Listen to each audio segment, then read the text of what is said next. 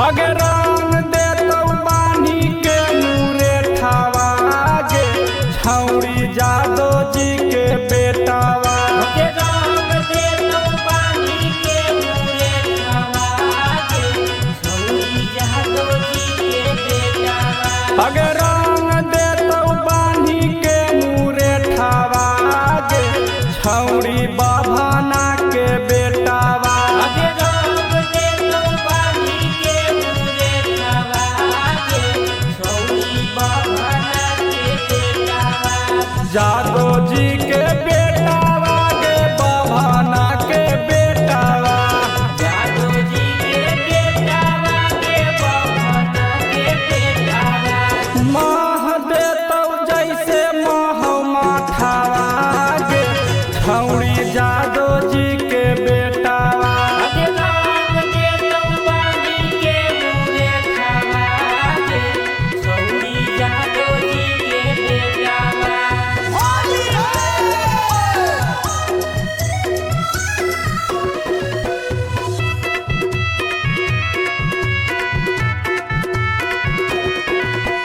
गोरे गोरे गाल छौड़ी कर देतौ लाल गे।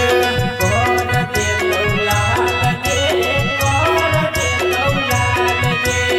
ऊपर डालतौ नीचे डालतौ करतौ बुरा हाल गे। करतौ पूरा हाल गे, पूरा लाल गे।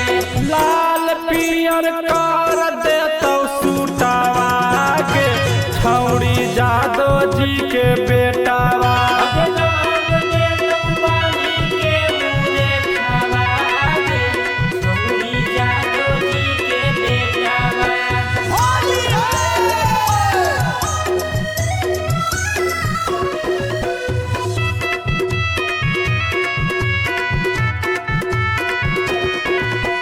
अहिरा के बेटावा छौड़ी हो रंगदार गे।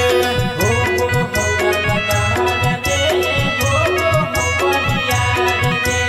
बच के रहे छौड़ी ना त लहंगा देतौ लसार गे। लहंगा देतौ लसार गे, लहंगा देतौ लसार गे।